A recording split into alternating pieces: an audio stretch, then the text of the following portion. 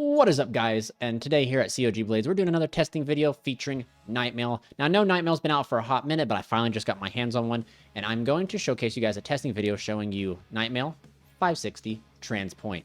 And the reason I want to test this, I've seen it do good on a few other BeyBlader YouTube channels, and I've also seen it do pretty well in like some decks that's been out there. And I want to go and discuss like the gimmick. I want to discuss like the theory behind it and everything. Knightmail has balls. I'm sure we're all tired of hearing that joke by now. It's supposed to be something about balancing it out when it's being hit, you know.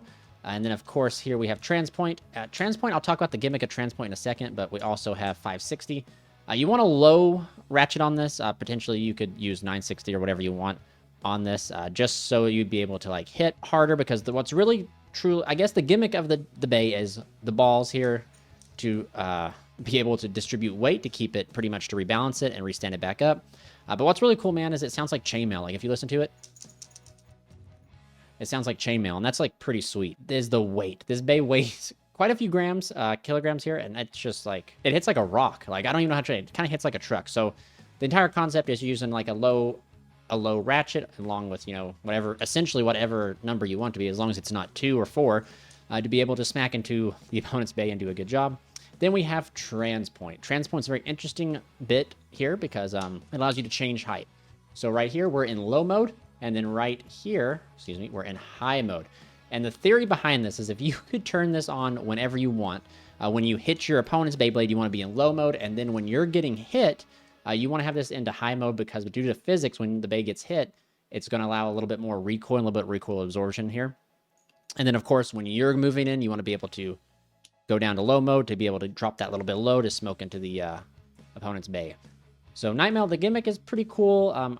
And this does exactly, Transpoint does exactly what I think like of a defense Bey should do. It kind of just sits right in the center. And also the counterattack ability, which you'll see in the video here, is really cool. So the Bey sits in the center, and then when it gets smoked, it like hits that rail and zips back around real fast. The counterattack is there, and it's kind of interesting, and it's kind of a formidable strategy, because you sit in the center. When the opponent's Bey hits you, the airway energy and stuff is distributed. It sits there for a second, and that allows that extreme dash to happen. So it sits there, and the energy that it takes from that hit recoils it around to be able to like smoke into the opponent's Bey, knocking it into a extreme dash or the pocket, which is really cool. But been really excited for this. I do have a few builds I want to test with this guy. Like I said, this is just currently the one that I wanted to try the most, which is 560 on Transpoint. I do want to try and tinker around with the 080 on something like Hexa, or 080 on the Bounce Spike, because I've seen a few good videos where Bounce Spike allows for really good recoil absorption. And yeah, there's just tons of different builds you can potentially do with this. I know some people even put like Rush or something on this to make it just hit hard.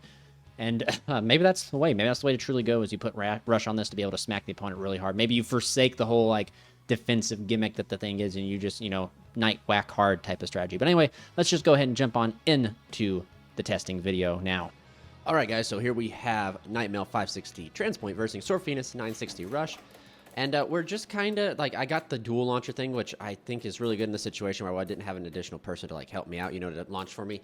But there is some pros and cons, I think, to this dual launcher, just because, like, it doesn't really give you the ability for, like, the player to be able to control the tilt, control the speed, you know. Yeah, so, like, right here, like, as you see, like, Knightmail's doing really good here. We ended up later on having a testing partner, and we ended up putting Phoenix on like 160 Rush, and that Phoenix just clobbered Knightmail. Like it was like no contest. I'm sure, like, again, remember, testing varies between person and person and stuff like that. But as you can see here, like, Knightmail is like doing really good. Transpoint's such an interesting thing, because I have found that Transpoint likes to sit in the middle, but then when it gets hit, like right there, it like does a sweet counterattack. Like as I just stated right in the very beginning, like it just allows you to whip around. Just like that, to get a sweet counter. But I ended up taking this to a tournament, did some last minute changes to it, actually. I ended up running 960 Transpoint, and ended up taking the 560, moving it to Cobalt Drake, which I will have a testing video of that coming up next.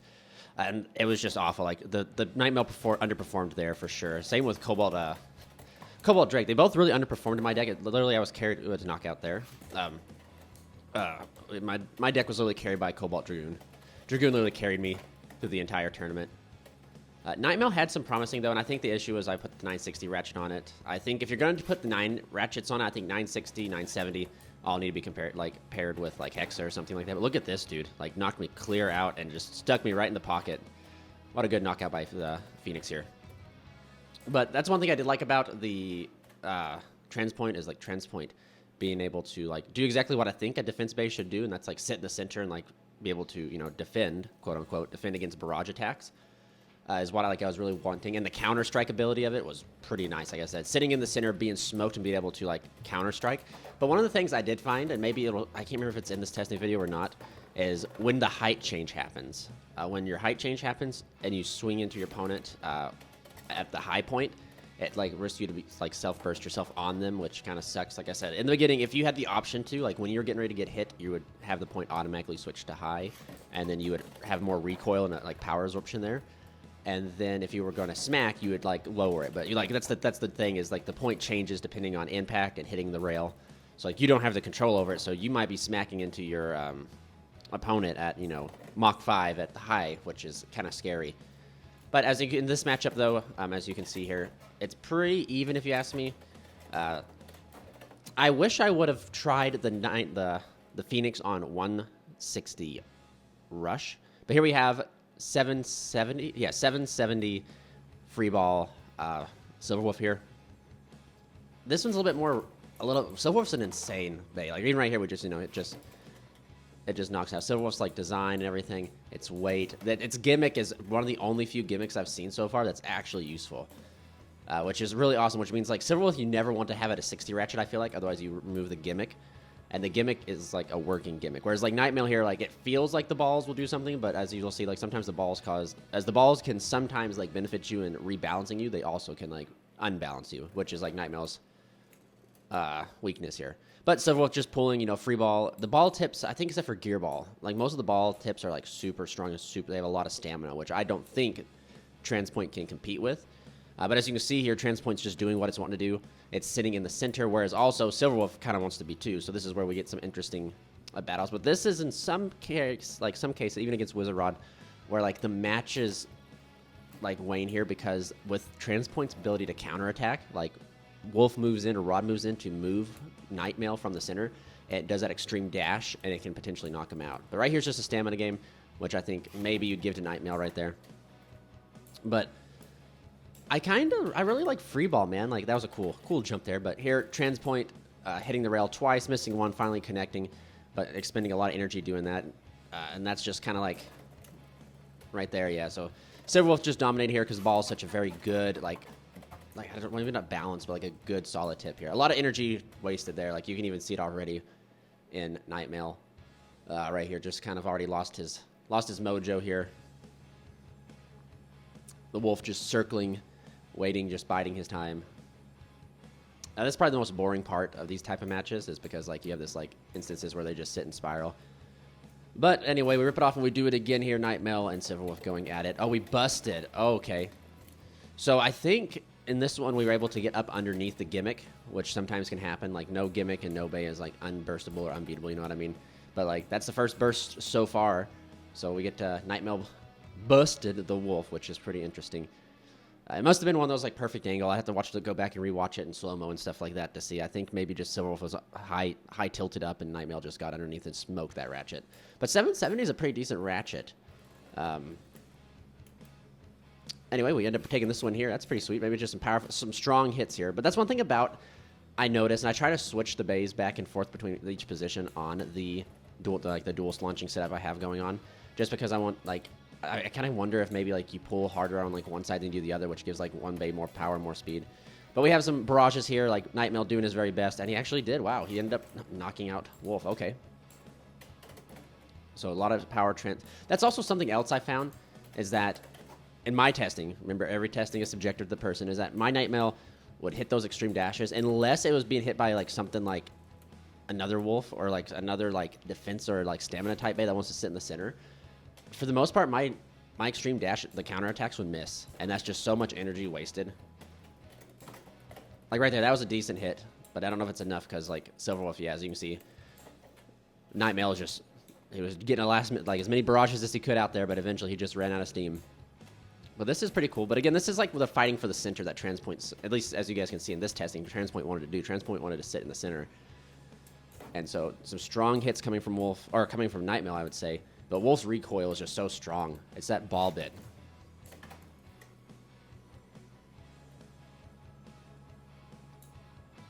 Wolf. That's probably like one of the baddest, like the worst things about Knightmail is its recoil. Like, but I think that's why that could be fixed with some like, I've seen another list, or not another list, another combo that I want to try, and it's Knightmail on 970 Hexa. And it's called like the defensive tank is what I've seen be commented apart. So that's probably going to be one of the added to the list of combos to try. So we're just ripping it off here. Like I'm not really keeping like these type of videos. I'm not really keeping track of like, so we bust Wolf again. So that's actually kind of insane. So like we're kind of losing, I think, to Wolf, but like we've busted him twice compared to like we didn't even bust Phoenix. But now we have against COGblades Dragoon on 160 Elevate. This is like by far my favorite Beyblade. And I will always say it's my favorite Beyblade. But with it being left spin, I can't do the whole, you know, simultaneous. I have to launch one before. So I do my best to try and alternate this because I feel like the first Bey you launch, it can expend a lot of energy before you launch the second one in. But I feel like this is kind of fair with Dragoon's like ability to like left spin. But essentially, this is kind of where like Elevate's unpredictable patterns kind of come in. Like Knightmail wants to sit in the center, but so does Elevate conveniently, where Elevate can also like just its patterns is just like bob and weave barrage in the center. So this might be just a bad matchup here. But Dragoon ends up getting it from Knightmail. We shoot out Knightmail first this time, and then we're trying to rush here to get COGblades Dragoon out. COGblades Dragoon gets launched. Essentially, that I don't know if I'd count that because that was like right on the launch. I try to launch away from that because I don't want like that to happen a lot when you like immediately, since you have to launch two Beys, I don't want to launch into the other one, so I try to like time it to where, like right here, perfect. So I don't hit the other Bey like right on launch. But I think that probably going forward, if I can't find someone to like launch with me, maybe Dragoon should always go first, just because Dragoon's like in theory spin steals, so like it's okay if it loses that extra power. I'll probably get it back in like the collisions it has. But Dragoon is just kind of whooping up here on Knightmail. This time I do it correctly. But Transpoint's still like one of my, I think, an unexplored bit. I know it's like pretty popular. Knightmail is insane. A lot of tier lists like rank Knightmail pretty high. I know people want to make him an attacker and stuff like that, but I just feel like you just have better attackers out there, like Dren Buster. You have like the Phoenix Sword, like Sword Phoenix is like an insane attacker. Tyranno Beat. I feel like Knightmail is like going to be like, I'm going to do my very best to try to make Knightmail more defensive. But Knightmail is hitting hard on Dragoon. He's been kind of relentless here. He might actually get this one from Dragoon. I can't remember. Nope. The spin on death got Knightmail, which is what also makes Elevate an insane bit. I keep calling my tips bit, and then right there we just had a weird, like a poor positioning on Knightmail's part. Just been able. Dragoon actually packs a pretty big punch too, which is kind of wild. Like its weight is pretty admirable. Another knockout again, just bad positioning on the Knightmail. But that's the bad thing about Transpoint. Transpoint wants to sit kind of like in the center, which is where if not just even like if any Bey hits that extreme rail. But see, here we go. Knightmail bursting Dragoon, getting his revenge on all these like self KO, not these self KOs, but getting knocked out in the extreme. But see, like right here, this is exactly what Knightmail wants to do, which is a downside to defense or like Beys that want to sit in the center. Is like any Bey, even the worst Bey, can hit that extreme rail and knock you out. But it's a fight for the center. I'd have to get my like scale out and see. Just I don't know off the top of my head like what the weight difference is between Dragoon and Knightmail. But Knightmail is circling the Dragoon. Dragoon's holding the center. They've seemed to exchange spots here, and sadly, just the Dragoon stamina ends up getting it here. Transpoint is like, I really like Transpoint. The 560s, I've heard a lot of good things about on Knightmail, but I don't know yet how I feel about it. But we're going to see some strong hits here from Dragoon, probably destabilize. And maybe the Transpoint tip is that something else, like it destabilizes itself pretty well. Like there's one strong hit and you're kind of like wobbly. But Dragoon circling the Knight. Maybe we can get another bust because I don't know if that the Knightmail has it in it to beat. Especially now when you get to the lower spins. That's where the spin steal kind of like happens a little bit more. Dragoon right there again with this like barely making it through. Knightmail coming in strong here, holding the center as Transpoint has been doing. Dragoon just circling. You hate to see it, but like any Predator or any type of fight, you're just trying to gauge the opponent, I guess, right? Like if you're trying to beat perspective. But we finally have some contact with Dragoon. But this is like a pattern that Dragoon normally kind of follows, and it just maybe happens to be that the pattern it follows is just completely missing Knightmail. Because Knightmail's not moving. He's just sitting in the center. Dragoon's just, I guess, burning energy trying to get to him. Or that's like, yeah. So it could just be the strategy here. But this is the last one for this video, guys. Please, if you guys enjoyed this stuff, remember to give me a like and comment down below what build you want to see me test next. And remember, stay safe and stay healthy. This is Charles from COGblades signing out.